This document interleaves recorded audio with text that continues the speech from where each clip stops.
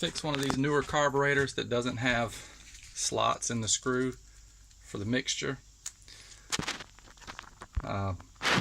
Just took my hacksaw, put it in the vise, taped it up so that bits of metal couldn't get in the carburetor, and just started hacksawing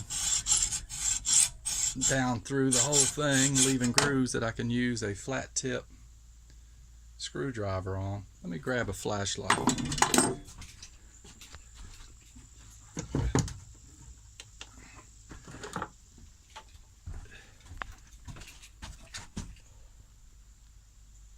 I don't know if you can see that, but just chucked it up in the vise lightly, not too hard. Don't want to break the carburetor. I'm just cutting slots for a screwdriver.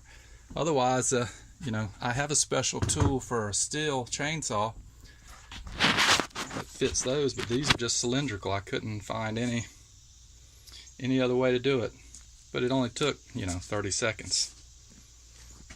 Hope that helps somebody. Thanks.